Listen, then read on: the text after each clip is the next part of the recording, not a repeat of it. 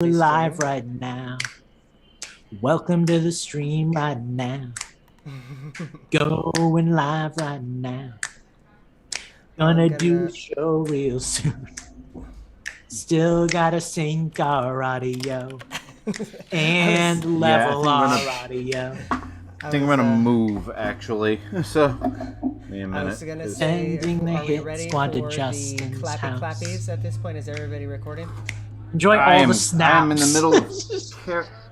the middle of carrying my computer to another room. So give me a minute. So I'm going to say yes, we are ready. In 3, 2, 1. Snappy, snappy. Is yeah, there we go. Okay, I think I've got all my screens ready too. Where's my task manager? There's a big lightning storm and I'm scared. There's a big lightning storm. Storms can sense your fear. Lightning's gonna come into your house. That's Snorri. That's Snorri. That storm was in Utah last night. I have to. Yeah, turn the air conditioner off. it's a hope potentially internet killing, but I hope not. So we'll see. It's amazing that Justin is doing all of this from the Lost Woods. Justin, are you ready to sync up? Walking around in circles, that's the problem. Just keeps getting stuck. Almost. Hang on. I like that, like, the live listeners can just hear your guys' voices, like, popping in from the ether, because they don't, like, see your names or anything. Like, no. you're just, like... Yeah. Oh, do they see your names? Oh, no, they don't. There'll be like a pop-up on the top that says like this person is talking or whatever. That's cool. That's cool. You're our secret friends. So I'm on mobile, so I can't figure out how to do it. Can someone rename me to Ghost of Steve just for fun? I got you. Yeah. Wait, I've been trying for 10 minutes and it's not working. I can't name people apparently because I gave Eugene all the permissions. Oh, mother. You a co-host. I'd appreciate being a co-host. I am a co-host. Steve, don't swear on the show. I know, I censored myself. We're live. I don't want to get you in trouble. Hi, everyone that misses me. We're if gonna there is sync anyone. up in 3, 2, 1. This is the part where I sync up and try to clap but fail at clapping. Boy, that was bad. Lucas, where you at? 6:12, even though it doesn't look like it on the recording. Justin? 5:36. 5:36. Well, I'm gonna toss it over to Lucas and Justin whenever he's ready. But let me level it out while we're waiting on him. Okie dokie. We'll go with the same one. I have to turn my gain down just a bit. That's probably better. Yeah, that's much better. Your gain? Yeah, that sounds a little better. Sounds a little better. Okay. I like that Steve's icon on Zoom is just go. All right, here we go. Let's level out the audio, though, because that's probably going to be a thing. So how loud is that right now? Not loud at all, actually, but you are because you're screaming at us. Oh, God, it's so loud to me. Congratulations on your new Twitch following. It's probably because I don't have original audio. Twitch follow? Twitch follow? Okay. Twitch Hang follow? on. Let me pull the email. Steve, it's like you never is the place left. to go if you want to get everything that we are doing. Head to our Patreon, go to our Discord. Yeah. Even Steve's Discord lives there. Cool. Go to Infendo.com today. Steven? You're supposed to be dead, mister. 00312 _. Well, thank you, Haas 00312 _. Okay, well then I guess we're ready to rock and roll. So let's put a note in Audacity. Just rock and roll. Show start, and let's go. Infendo.com is the place to go if you want to get everything that we are doing. Head to our Patreon, go to our Discord. Even Steve's Discord lives there. Go to Infendo.com today. We put the we in wiener. Infendo Radio is on now. Hello, everybody, and welcome to Infendo Radio, episode 609. Justin, hold your jokes. We have got a show for you tonight. We have got a newsless show for you because there is no news to be seen. So in lieu of that, I'm going to talk about some topic-y stuff that we definitely didn't come up with right before shooting this episode. But before that, Justin, how are you doing tonight? And where can the people find you when you're not on this show? I am doing okay. My hair is an absolute mess, so for those of you watching the show, you will see I have a nice fancy Super Mario hat on. It is fancy. It's like legitimate. It's got like the little plastic part for the M. It's a whole thing. Is that the one? Yeah, it's with, part of from the Nintendo fan club or whatever. Or do you buy that separately? Oh no, this is actually from one of my kids' Halloween costumes. Oh jeez. See, because I have one from the Nintendo fan club and it's like fuzzy or whatever. Why is it lucky. sized? I don't know. It seems to fit me reasonably well. Either you have the head of a child or your children have the heads of grown men. Yes. You can follow me on Twitter at InfendoJustin before we get too deep in the weeds here. And go to thedisneyparkbench.com and check out all of the stuff I'm doing there. Got a new podcast up this week and a new blog coming up next week. So, check that out. We're always doing new stuff. Very cool. Eugene, where are you always doing new stuff? Usually in the bathroom, but when I'm not there, I'm at infendo.com posting things occasionally. It's a poop joke, guys. But yeah, no, it's really just infendo.com. The main thing that I've been doing there is forgetting to do the weekly post, so I'm promising myself that I'm going to get back to that next week. Well, you've been picking up my slack because I haven't been doing any posting there, but will be if I'm responsible and not focused on the fact that it was my birthday last week. Before we get started, I would like to give a big thank you to our newest Twitch follower, who is Haas00312_. I did it before the show started, so you probably already heard this, but now I'm doing it on the air, so everybody who listens to this podcast is going to hear it. Go you! So like I said, we don't have any news to talk about, which is hard for a Nintendo news podcast, but we persevere, we push on. We're going to talk about something a little bit different at the start of this show. And that is something that is near and dear to my heart, gentlemen. The idea of I had it like pre-show. Now I'm calling it a release title. What's the proper verbiage here? Help me out. What are those called? Launch? A launch title. I was going to say, I would call it a launch title. I fried my brain in the sun today. Yeah, so so launch titles are kind of cool. They're kind of special. They're kind of unique. Oftentimes, if you're me, they're the only game that you're going to play for like months on end until you can get your hands on like a good game. So I have some pretty unique memories of some launch titles. And I have one in particular that I want to share with you guys. But before that, I want you to share it with me. So Eugene, you've always got fun stories. Do you want to maybe kick us off and tell us about a launch title moment that really shaped your young life? Yeah, I don't know that it's necessarily a launch title, but just a launch in general. I think it might be, I don't know if everybody's going here, but it's for the Wii. I remember camping out. I'm not going there. I think I still remember the date. Somebody correct me, but I'm pretty sure it was November 19th of 2016. That sounds right. Not 2006. I mean 2006. Sorry, 2006. I was definitely not like a sophomore in high school. Absolutely wrong. 4 years ago, but yeah, it was a. I remember camping out in front of the GameStop. We all had our Nintendo DSs. I think I may have even said this before. We all played Mario Kart. And then at midnight when I got my Wii, we all went home, at least me and my buddies that were there camping out with me.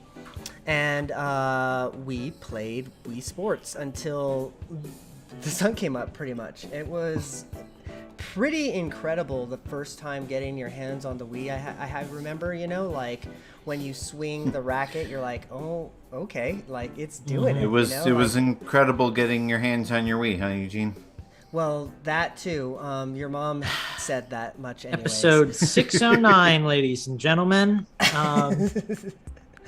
But yeah, it was a really good experience. I've had a lot of good memories about that time, you know, like I had just graduated from high school, you know, so I was like, you know, it was the first console that I bought on where I was kind of on my own, you know, I was living in the dorms and stuff, but like, you know, I was kind of out, could set in my own schedule, doing whatever the heck I wanted, you know, so it was fun.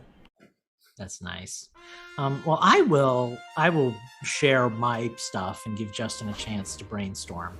I have a lot of. I'm ready. I was ready when you suggested it. So well, go for it. Too bad, but yeah, I have a lot of like first console memories. I don't really remember the N64 because I was like 7 going on 8, so that's a little foggy.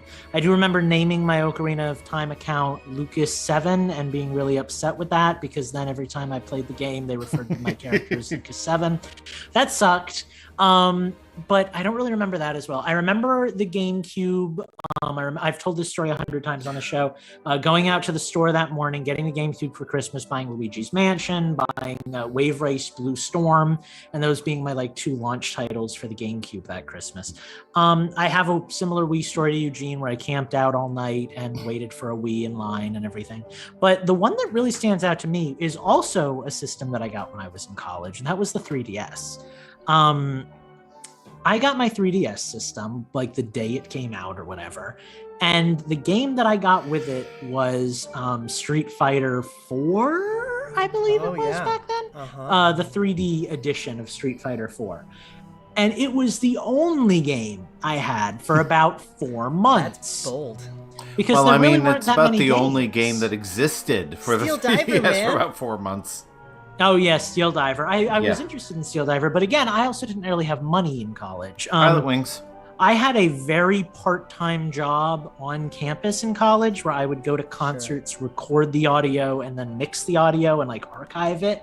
And that probably paid Sounds like bootlegging to me. Yeah, that probably paid like $3 like an hour or whatever back then, and all that money went to like campus like snacks and lunches and crap. So I didn't really have disposable income. I just had like whatever mom and dad would give me.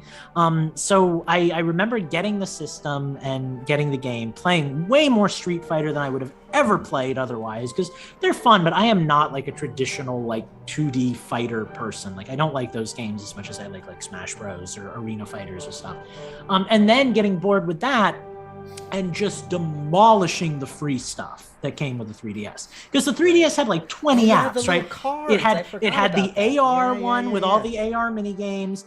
Street Pass Plaza was like the most fun. I would put my system in my pocket, turn it on, run around campus, and like collect all these Miis. Some days I would sit in my room. Fun on college My campus. God, I ate so much McDonald's during the early 3DS days because, you know, they had the things there that would collect street passes. Oh, yeah. They had like their own So if you go to a McDonald's, you get like the last 10 people who went to McDonald's with a 3DS. See, that was such a magical.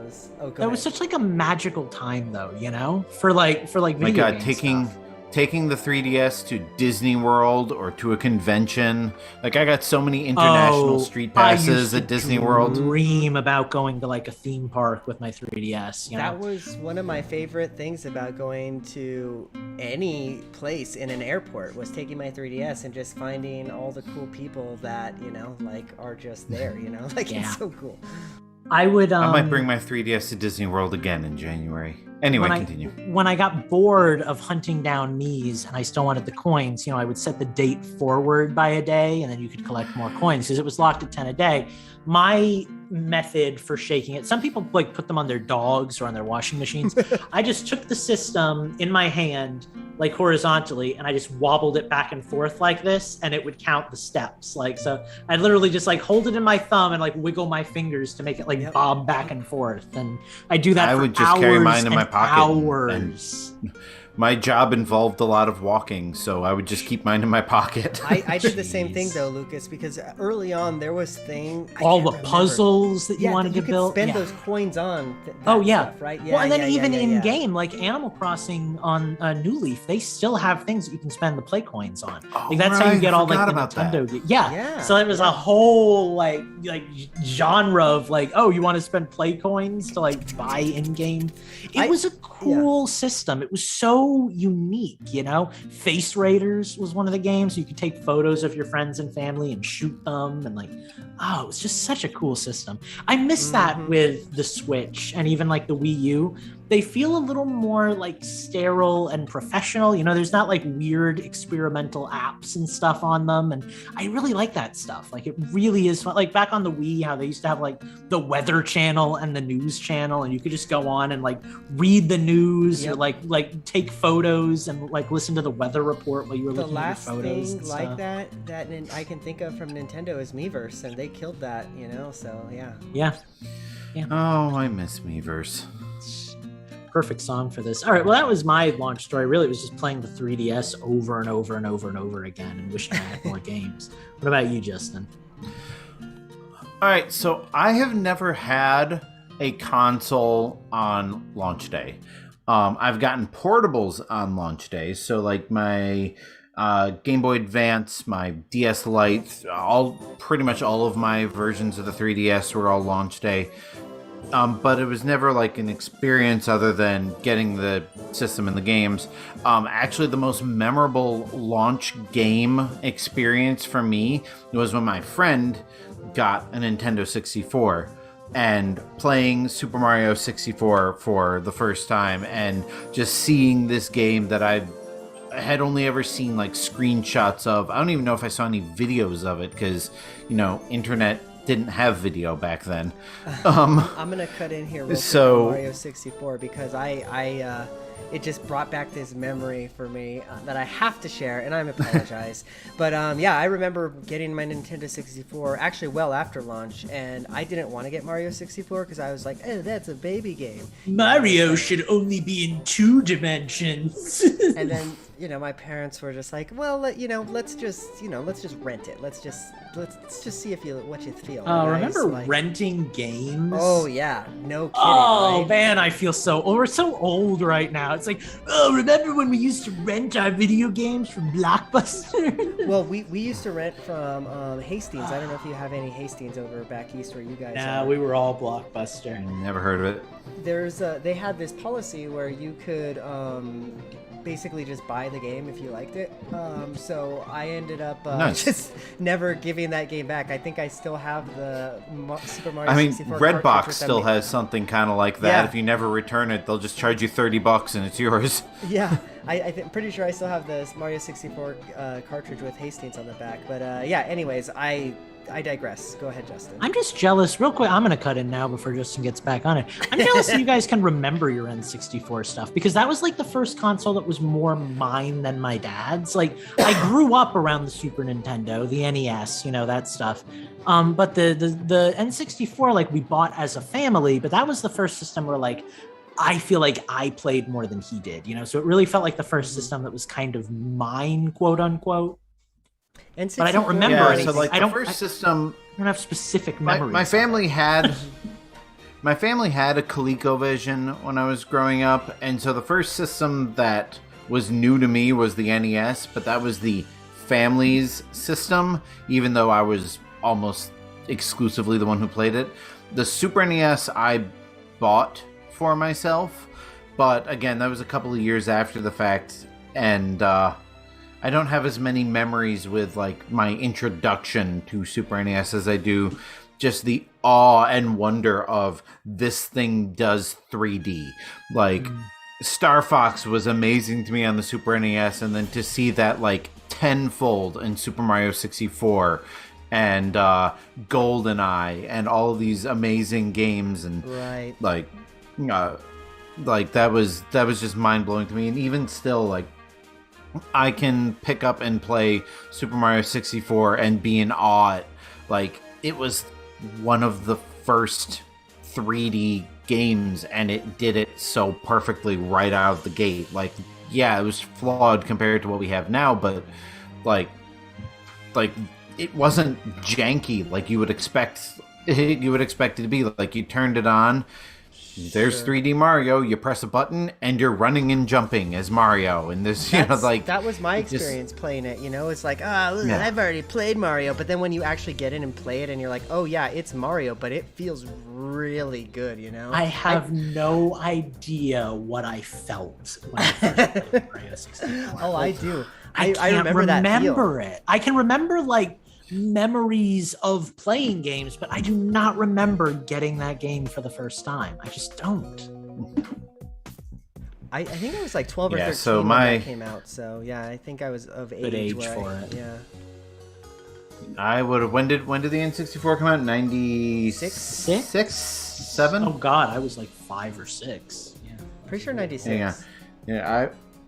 96. Okay, because I would have been 14. Let me just double check. It came out in North America in March of 1997. Okay. So I would have just turned. I would have just turned 15. I was 5 and a half.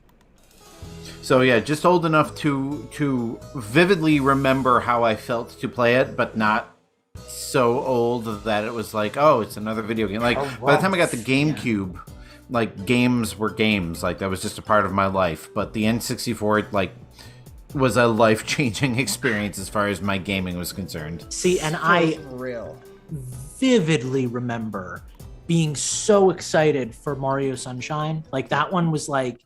That was the game. Like me and my best friend in elementary school, Adam Agrisot. We were like, Mario Sunshine, look at how real the water looks. You're sleeping over. Oh my God, house, the water effects on the GameCube still are mind blowing. We're buying this game, and you're coming over tonight, and we're playing it all night. Like that was a night, like, man. Seriously, there are so few games that do water effects as well as Mario Sunshine and Wave Race. Not just the animation of it, but the way it moves is just so awesome. Like even like Grand Theft Auto 5 doesn't have as good of a water motion effect as Sunshine did. Oh, this is just the nostalgia podcast, this episode. At this point. All right, well, we will be right back at the tail end of this break with the games we've been playing and maybe a question if we can come up with one.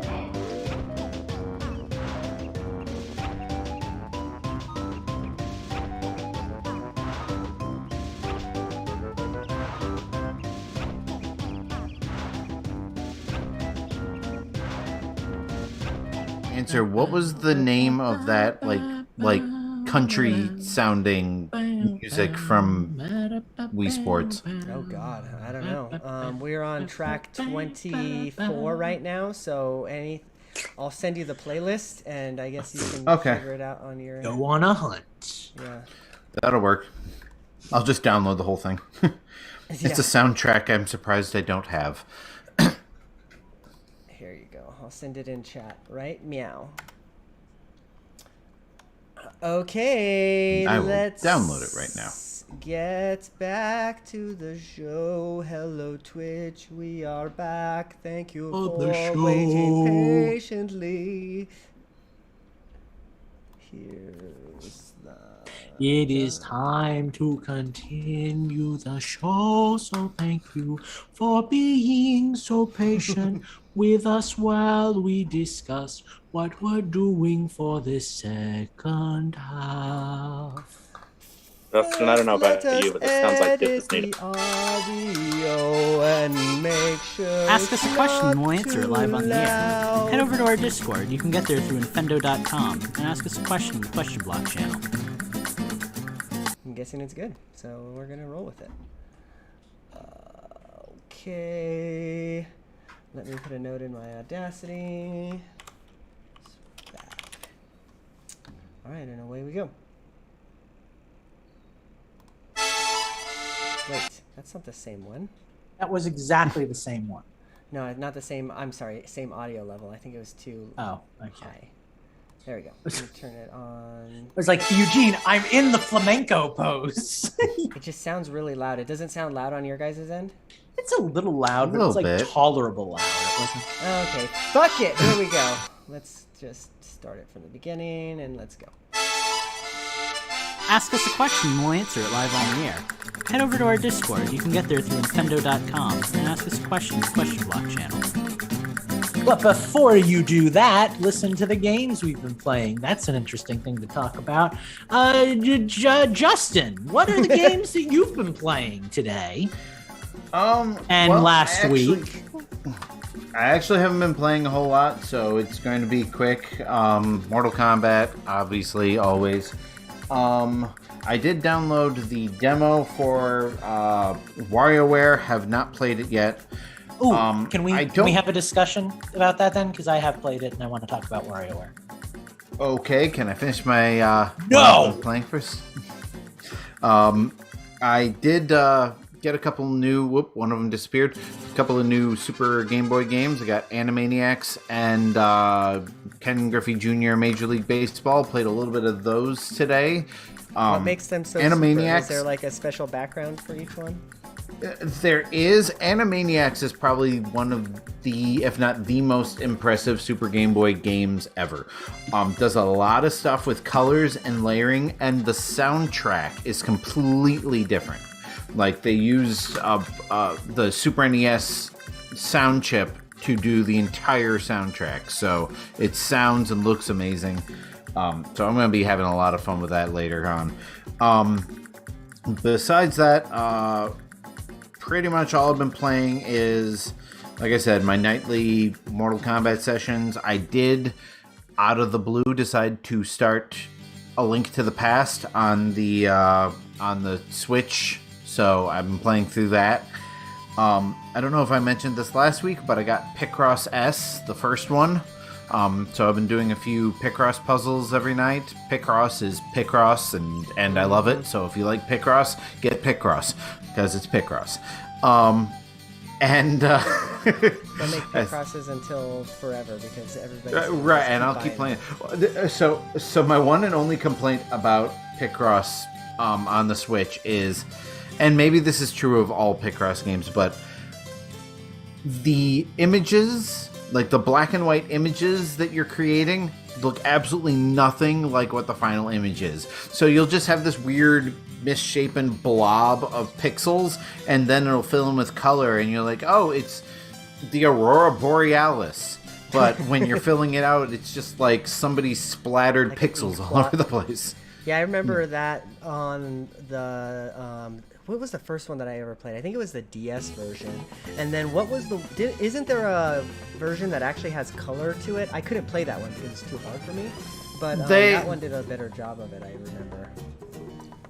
So I don't think Jupiter has ever done a Picross game with color, but other developers have done ones with color that Yeah, I mean, they're good. They're still Picross puzzles, and they're a little bit more challenging with the color. It adds a little too much for me. Maybe it's because I'm colorblind. Maybe it's because I'm dumb. But yeah, it's too much. And Jupiter makes the best Picross games. Like, there's just something about it feels good.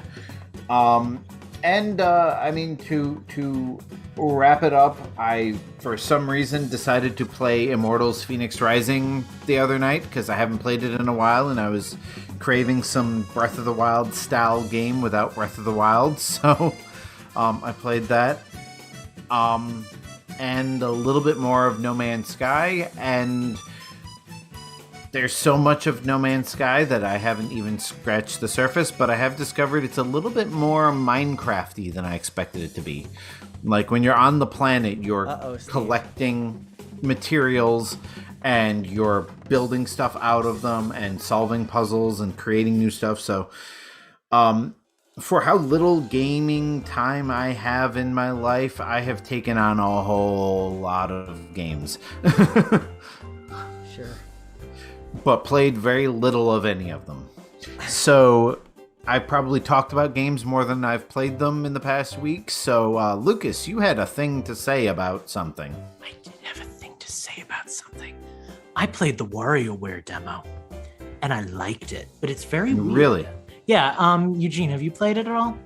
No, but like Justin, I've downloaded it. It's sitting on my love console WarioWare. It seems strange to me to be controlling a character on screen instead of, like, do the thing now, you know? It both is and isn't, because it feels weird and it almost doesn't feel like WarioWare at first. Then you realize that if you weren't controlling a character, you'd just be rotating a control stick or tapping an A button. So then it starts to feel less foreign. So I'm going to talk about this game because I think you guys already know the premise and everything. But basically, WarioWare games, they're a collection. The premise is WarioWare. They're a collection of like 10-second micro games and everything. For those of you who've never played a WarioWare game, shame on you. But in this one, like Justin said, you actually control the characters. And in the demo, you have 6 characters that you can control. You have to choose a team of at least 3 characters, but you can choose to play with all 6 of the characters in the demo. Everybody controls differently. Everybody does something differently. And they play the same mini games, but they play them in different ways. So like there might be one where you have to spin a like a windmill. And if you're Wario, he's got a little jetpack and he can do his little arm attack from like the Wario Land games. So like for him, you'd get on the windmill and you just spin it like you would like, Wario spinning a windmill. But 18 Volt, the big gamer dude, he doesn't move. He just fires missiles from his head. That's so cool. So you have to like guide him or whatever. So for him, you just aim the line and you tap A as fast as you can and it spins the windmill. That's cool. Mona is constantly moving and she can throw a boomerang like Link that you then control when she stops moving. So there are some mini games like the one where you have to collect a set number of fish and no more or no less, where the characters that move can really screw you over because they're like auto jumping or auto running. Kat and Anna, the little ninja kindergarteners, they're always jumping and then you can shoot a projectile straight ahead when you hit the A button.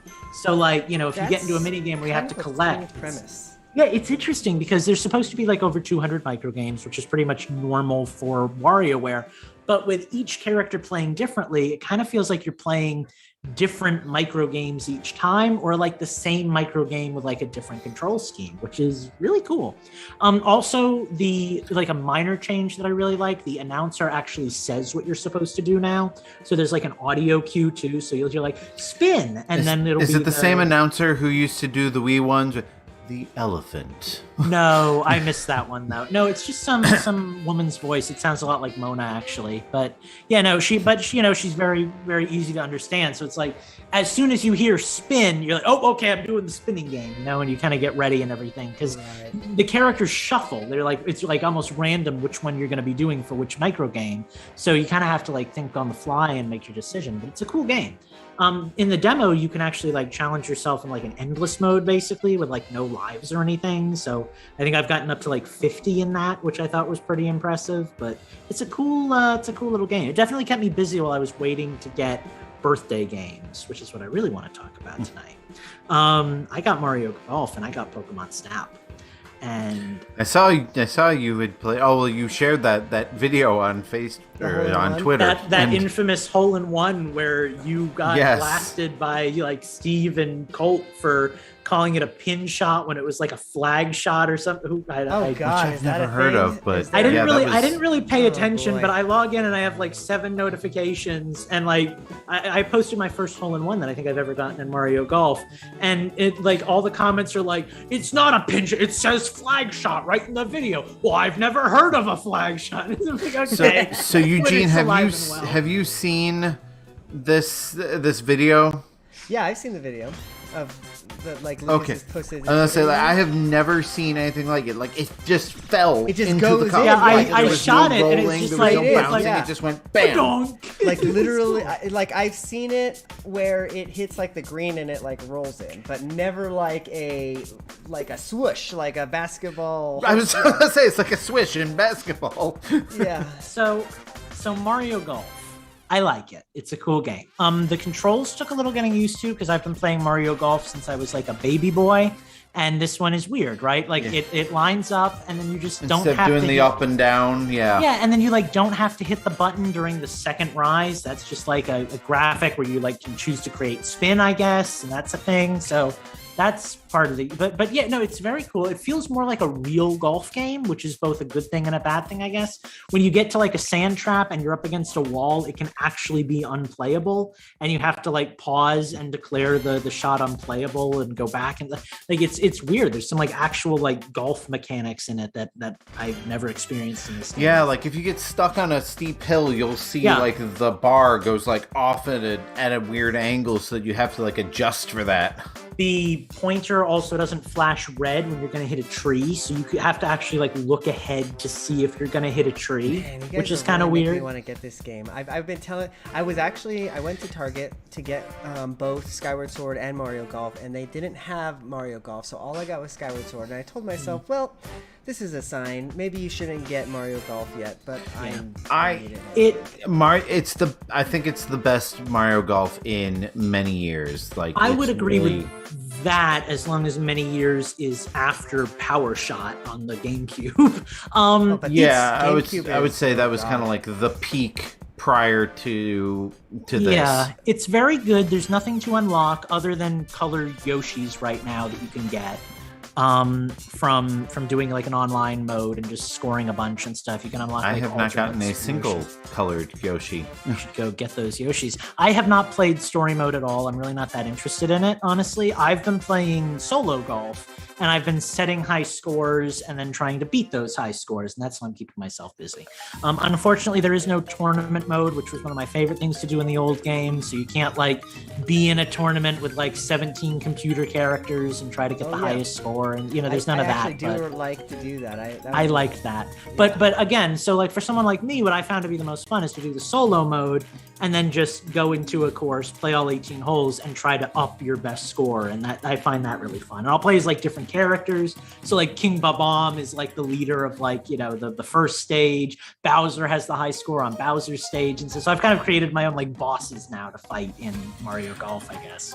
I will say, like, the story mode is definitely worth doing, much like the Game Boy ones, because you learn a lot of techniques that you wouldn't have known just by casually playing it. And of course, if you're playing as since you play as your Mii character, you're constantly leveling up your Mii, so eventually your Mii can be better than any of like the Mario characters in the game. Yeah. Okay. And so I'm now sure what I want them to do is I want them to allow you to import your Mario Golf Mii into all new, brand new fighter that has golf clubs and stuff like that. That'd be Smash cool. Brothers. Let's do it. So that's Mario Golf, really. I want to talk about Pokemon Snap before I wrap this up. So, yeah, I'm so mixed. I love this game. Let me start by saying I love this game. It is so cool.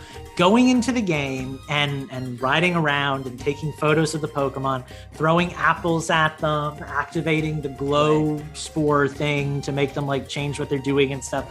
Super cool. There is a lot of text. Like The original Pokemon Yes. Snap Oh, like boy, is there throws a you lot of- into a world, and They it's take like itself so seriously. it's like there's here this you guy are with in his the- camera. I'm Oh, like, I don't dude, there's care what there's That was there's- that was my issue with Pokemon, and it continues to be my issue with Pokemon Shield. Like, it is so talkative. And Pokemon Shield has dialed it back from like Sun and Moon, which I think is the biggest offender. But like Pokemon, I know I'm going to love Pokemon Snap when I'm done with the plot and I can just go wherever and take photos, you know? Yeah, but like sure. right now it's like pulling teeth getting from area to area. So it's like you go to an area and you have access to like one map at the beginning. It's like the beach, kind of like in the original game. But before you do that, you have to meet the professor and the 10-year-old girl that's the professor's assistant. And the 10-year-old girl has to tell you about how she wants to be a photographer. And the professor has to tell you about how there's this mysterious powder substance that makes the Pokemon act in bizarre ways. And then you finally get into the game. But before This that, is you have to do a this is tutorial. taking Read a the dark dialogue? turn. I just went Oh, I've been doing that too, but it just absorbs into my brain. Before that, you have to do a tutorial where you learn how to aim and take a photo. So then you go out and you do it. Then you have to play the level a couple of times to level up. Then it's nighttime in the level. Like Why do you Eugene was think I saying. only played this in like I'm- 30 I'm- minutes? Yeah, I- which is all right, really hang cool. on a But second. wait, Justin, because now you have to do a tutorial on how to throw apples at the Pokemon. I'm still stuck on the professor who has a 10-year-old girl It's assistant. all kosher. that- She's with friends with magic powder. her parents. and- Her parents are friends of his, so it's all cool. It's all kosher. And then a little boy shows up, and he's like the angsty little anime boy, and he's got opinions too. So then you have to hear those. And then the guy from the first game shows up, and he's like your mentor, and he teaches you how to take photos. And then Oh my he's in God, the, that is the that's guy who from it the first is. game. And I got to admit, I smiled a little bit when I saw I it. love the gosh. fact that there is an actual passage of time in the Pokemon universe. Yeah, it was actually real. Oh, there's a whole timeline in Pokemon, and it's ridiculous. It's a split timeline, just so you're aware. But but I love this game. Where I Mewtwo love going wins and on. loses. Yeah. I love going on. I love taking photos. I love experiencing the game. I wish there was a mode that said, hey, look, we know that you want a long game, so you put in all this story content. If you want, you can just play the levels and it'll be like a 30-minute experience. I wish they had that because I want that, So I don't That's know. how I feel about the RPG. I don't know how far I am. I've done the first area, then there's a jungle area. I've unlocked like a volcano desert area that I haven't been to yet. I went to the beach because it looked beautiful, and I did like 2 different levels on the beach. So I'm just kind of like exploring and taking my time, and it's a very slow grind. Like it's the kind It of is game a that I go very- to. Yeah. Yeah, and I play, and I know when I'm done and there's no like dialogue left, I'm just gonna go in and like play all the levels and then put the game down, and then like a month later play all the levels again, and like that's what I'm really looking forward to. But even with all the dialogue stuff, it's a really cool game. I do The find biggest- myself. Oh, go ahead. I was just gonna say the biggest offender in that dialogue thing to me is after you finish the level and you have to assign the photos and everything. It's like, Professor, please just give me my star rating for all of them. Like, come on, man. And I find myself more and more playing games in Japanese. So like I have English text, but I have Japanese voices. So it's like instead of like, I always picture like the old Professor Oak, like, you were close, and all that stuff. But instead you just get like, sugoi, and it's like, okay, neat. I did a good job, I guess. But yeah, it's a really cool game. I'm not nuts about the soundtrack. I find it a lot more tame than the original. So one of my little guilty pleasures that I like to do is download the original soundtrack and like have one headphone with the old music. Like when I'm on the beach level, I play like the beach music, and when I'm in the jungle, I play like the river music. It really ups the nostalgia factor for me, which makes it a lot more pretty fun. good. I've done that before, like with Burnout games. When when the studio was bought out by EA and they started doing the licensed soundtracks, I downloaded the soundtracks to Burnout 1 and 2 and played them while I played Burnout Side 3. note, remember, I don't know that the Wii did this so much. I know there were some games where you can like put an MP3 on your SD card and then the game would let you import that into. Why the is that not a thing on Switch games? Why, Yeah. it used to be the coolest freaking thing on the It's a- Xbox 360 where you it's a can thing like on the toggle the sound settings that PS3. way.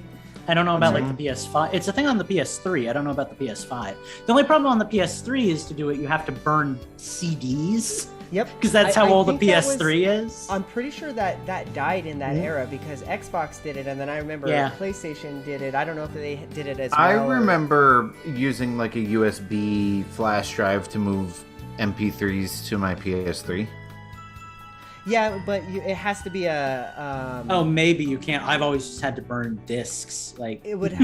I think it has to be just in a MP3 format. But anyways, yeah, that was the coolest thing.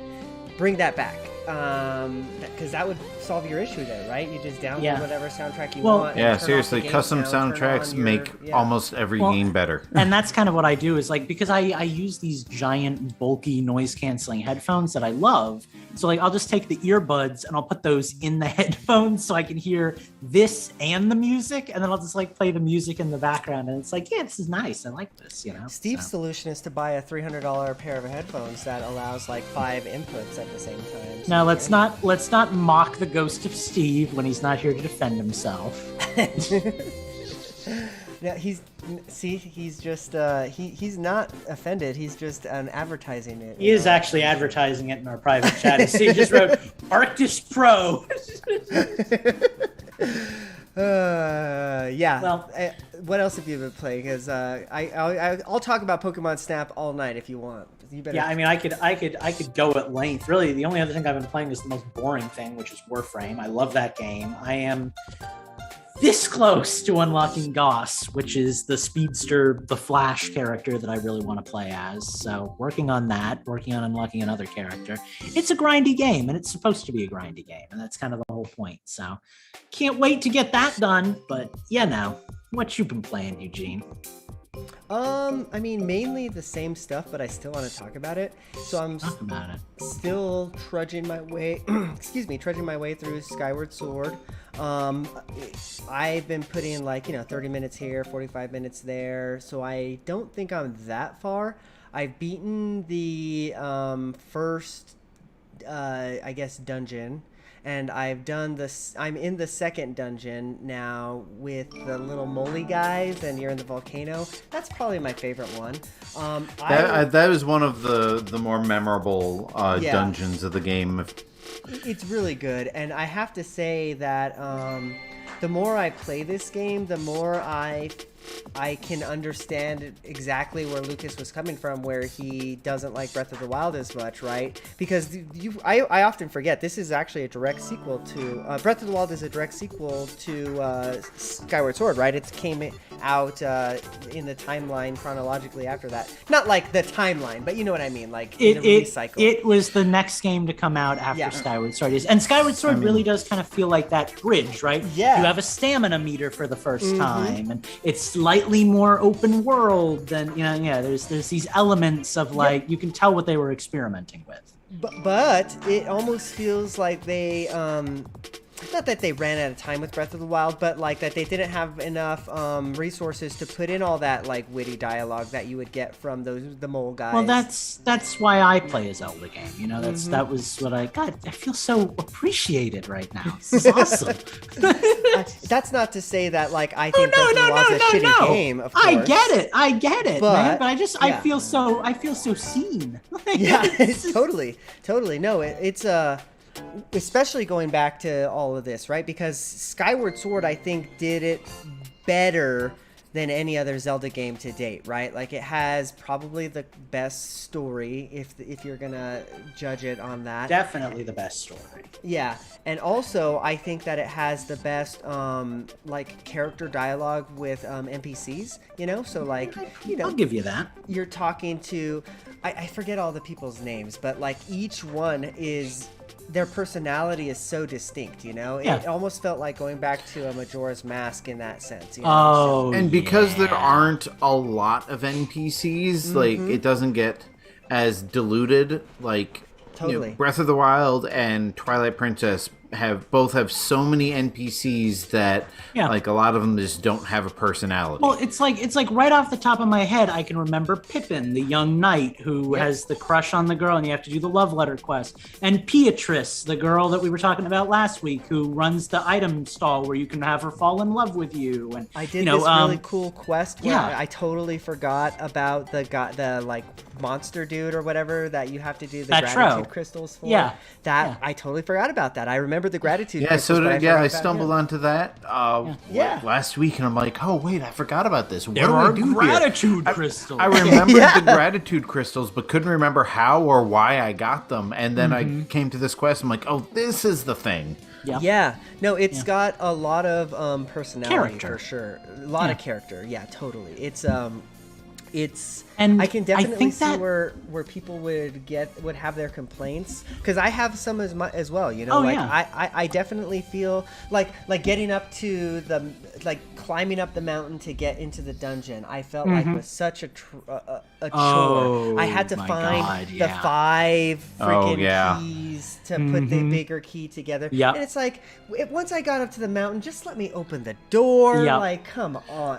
But again, this is like what I was saying before, is how the not the sky overworld, but like the land overworld is kind of like a series of dungeons in and of themselves, where you have to solve the puzzle to get to the dungeon where you solve more puzzles. And I can appreciate that, but I wish it wasn't just all a fetch quest, you know? Like in the forest before, I was just looking for the little creatures, the little forest creatures or whatever, and I had to find 5 of those guys before the bigger. And that's the part that kind of gets tedious. Well, because and especially towards the end of the game when you have to do it multiple times. I mean, it's a built-in mechanic, right? Dousing, like you actually point your sword and find things, and that's like an entire gameplay mechanic that they reuse over and over again. You're right, Eugene. The game is very polarizing, I think, because it has a personality, you know. So like when you play Ocarina of Time, it's almost kind of a blank slate that you can put a personality onto, right? Totally. Like it's a serious action game. No, it's a lighthearted comedy, you know, and both people can be right. But with Skyward Sword, it very much is one thing, and you either love that or you hate it, you know. Twilight Princess was the same way, like on the opposite end of the spectrum, whereas Skyward Sword is very kind of lighthearted. Twilight Princess was very grim and dark and depressing. I mean, I love them all. I think Skyward Sword is what Skyward Sword does well. It does really well. What Breath of the Wild does well, it does really well. And I see these arguments on Facebook all the time. I'm like, why can't there be more people who are just like, they're both great games? Because you have to rank things. Something has to be the best. Like this whole idea of Breath of the Wild isn't really a Zelda game, but it is, because it's a Zelda game, just like Hyrule Warriors is a Zelda game, because it's I'm totally cool with these franchises branching out and doing different things, and if this game isn't your bag, then I'll challenge. That's for you, but the next game might be. I'll challenge that a little bit, though, because you've seen what happened with Breath of the Wild, right? Huge success, took off like a bag of lightning bolts, and now the next game we're getting is Breath of the Wild 2.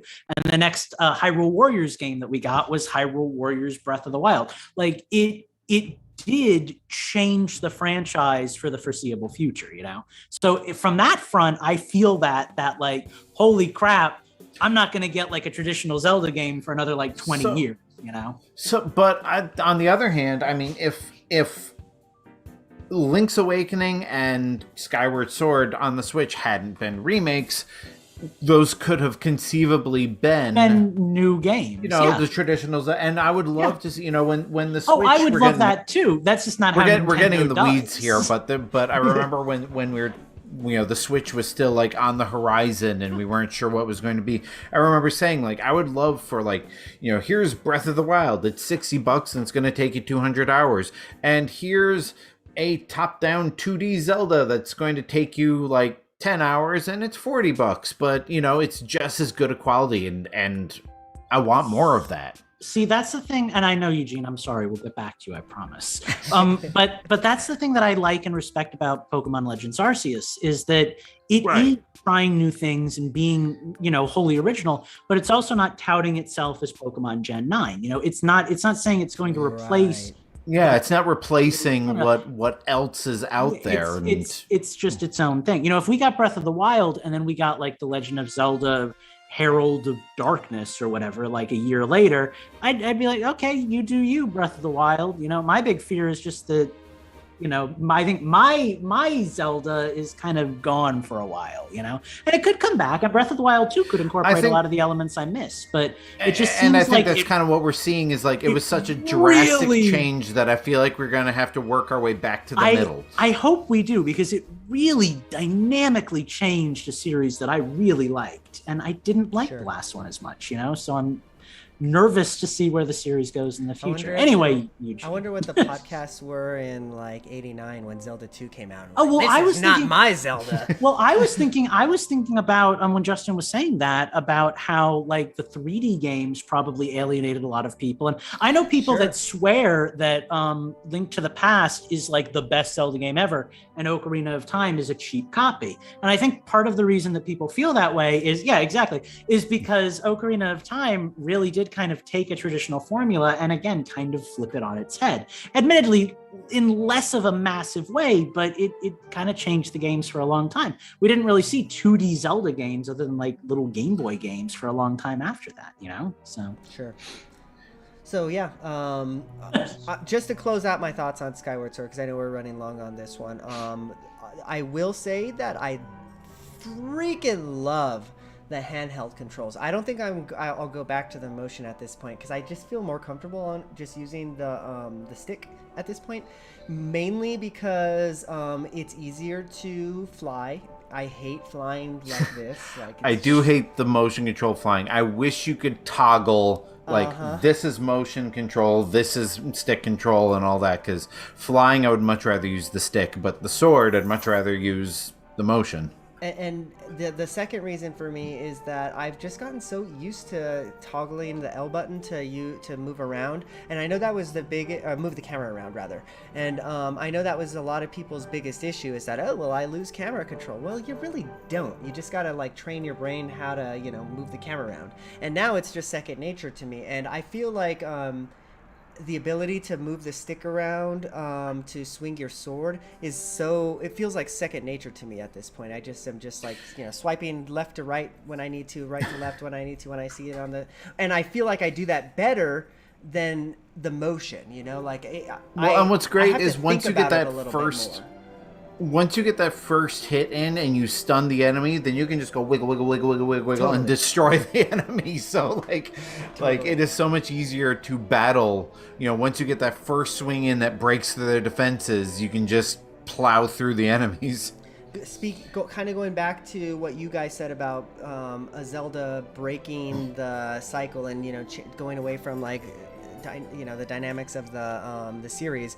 I would like for them to go back to a Zelda type where you can control the sword again, because I would like for them to create another Zelda like that, even if it was like a mini Zelda or something like that. But I think that brings a whole lot to the game that just we just haven't seen before. It was a very cool mechanic. Frustrating is all get out, but very cool. Being able to like act like the Girahim fight at the end, where it's like he holds his hands up and you have to slash, and like that's cool gameplay.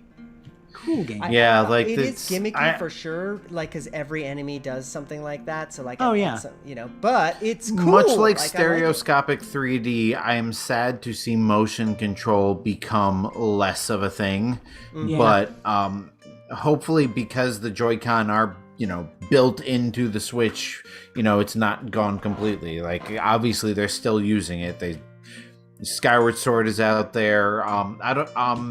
Lucas, does WarioWare do anything with motion? I haven't noticed anything. I mean, Mario Golf does, but I haven't noticed anything with WarioWare. And so does tennis. I think you can play with motion controls. See, here's the thing, though. Like, even when there are motion controls, I usually don't use them because I just play in handheld like all the time. Yeah, so, sure. Yeah, I'm not a good choice for that. Like even with Skyward Sword, I picture like I want to do motion because that just feels right, but I picture myself just sitting on the couch and playing the game. It feels good that way, though. It really. I'm sure it feels does. good, Yeah. So. But yeah, Well, and that's my games. Oh, sorry. Yeah. I was just gonna say I've already proven that you can do like sword controls without having to be motion controlled. Yeah, so it works. It works great. It works better in some places because you can cheat the what's that mini game where you have to like hit the sticks? Oh yeah, the bamboo. Like I said, you just wiggle the joystick back and forth. Love that. Okay. So in the interest of us going to sleep at a decent hour tonight, we are going to wrap the show up. Before we do, we have a question for you guys. Normally we do a question of the week from Infendo.com, but like Eugene hinted at, we've both been a little lazy lately. So luckily for us, Andy, good friend of the show, actually gave us a question. We are going to answer it now, and we're going to ask you to do the same, either by tweeting us at Infendo, just at Infendo, or I guess I would say going onto our website and writing it down, but find a random comment section, write random answers, give us comments. The question this week is, and he specifically says, if we ignore Breath of the Wild 2, what is your most anticipated game? Man, I have an easy answer for this, so I'll go first and let you guys kind of figure this out. I have so many answers. That's my problem. Well, I am so excited for Pokemon Legends Arceus. Eugene, actually, I'm going to call you out here on the show. You gave me a little Switch eShop money for my birthday as a birthday present. Thank you for that, by the way. That money pre-reserved Pokemon Legends Arceus. Nice. So you bought me my most anticipated game. I am so freaking excited for that game, guys. It looks so good. So easily Legends Arceus. I cannot wait to play that game. And that would probably be the top of my list as well, but I don't want to steal your answer. So, a Pokemon game for Justin. I know, that is surprising. I mean, I've never beaten one, but I love playing them for the 10 hours they hold my interest. But right now I'm between two games. One has been confirmed but has no release date, and the other is rumored but not confirmed. The one that's been confirmed is the Shadow Man remaster. It's you and your Shadow Man. I still have not beaten that game. The last time I played it, I got so far in it and loved. The longer I played it, the more I loved it. Like that, it is what a 3D Metroidvania should be. I remember how exactly when you ran out of steam. It's because you wanted to get it beat before Halloween, and it was right after Halloween. You're like, well, I guess I'm not gonna play this anymore. Well, I guess. Well, and I was playing it on an emulator that I did. Oh yeah, that's right. The computer, I didn't have access to or whatever. But so the Shadow Man remaster, I'm really excited about. It's been confirmed to be coming out on the Switch. I think it already came out on PC, but it's taking a little extra time to port it. The other one that is rumored to be coming out on Switch but hasn't been confirmed is this Grand Theft Auto trilogy remastered. If I can have, and these are actual remasters, they're rebuilding the game. It's not just an upscale. Is the rumor 1, 2, and 3 or 3, 4, and 5? The rumor is the 3 trilogy. So Vice City, 3 Vice City and San Andreas. I would love 3, 4, and 5. Sign me up. I would love 4. Yeah. but or 5. But if you're going to give me something else, I'd love to have all of them. If GTA 3 played like GTA 5, I would really enjoy that. I think that's what it is. From what I've read, is they're basically rebuilding the game. So I feel like this rumored remaster, again, put that disclaimer on it, this rumored remaster is going to be the original PS2 era games, but rebuilt with a modern game engine. So hopefully we'll get to see some better some better controls, some better shooting mechanics, stuff like that. This but is since be my that first hasn't foray into that, because I think I'm going to get that collection when it comes to Switch. Because You've never really done if it comes to GTA? Switch. I've never had a PlayStation console really, so there you go. And then when I mean, they've pretty much all come out on Xbox too. when I finally had a console available to play it, like I just like feel like I just missed the boat, you know. I So feel don't know. like if you play 3 in particular, I can't really all of the older ones. I don't think you're gonna like the humor. 5, I think it's more modern, so it's less like cheap shots at like ethnic groups and stuff. Sure. But like 3, it's like, you know, you're in the Chinese mafia and they come out and they've all got these horrible accents, and it's like there's a lot of like really San San Andreas, I think, was this whole series, quite honestly. Yeah. Like, San Andreas was, I think, the start of like being a little less parody and a little more satire. Yeah, it kind of. And then by itself 4 and up by 5, it got a 4. little bit more. It's like pseudo serious. Yeah, it's more of like kind of watching like a hardcore like crime mafia movie as opposed to 3 is really racy. Like I remember 3 being really offensive. I don't know which game it was that I've seen people play it before. You know, I've gone over to a friend's house and they've, you know, turned it on. Hey, you want to play GTA? Cool, sure. Yeah. And then the biggest, even as a kid, like, you know, 12, 13 years old, I remember my just like not being interested because it was all about like, you know, driving around and violence, running over movies, hookers and sex stuff like on that. TV. Yeah. But number 2, when you know, any black character would come on, it was just like the stereotypical. Oh yeah. Oh yeah. I Yeah, no, couldn't deal with that, you know. And again, I think they do a much better job of that in the modern games. Like in 5, I mean, one of the main characters is Franklin, and he's like straight out of the hood. So like he's got the friend who's just like a complete jackass and stuff.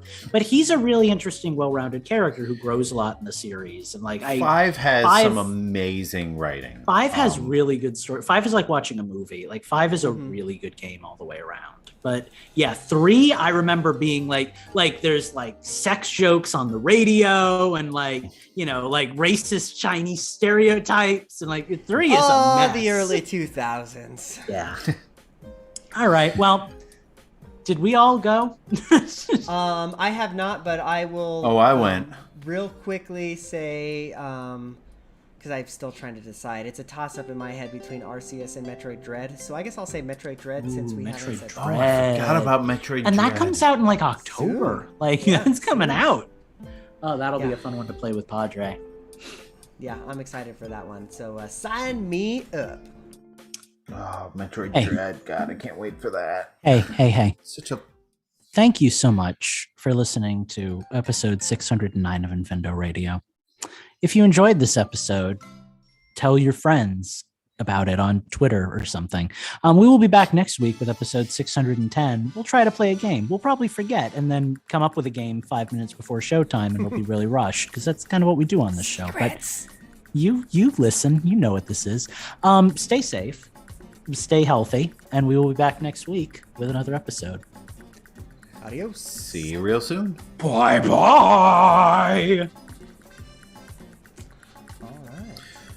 I don't know if there's anybody watching us live, but if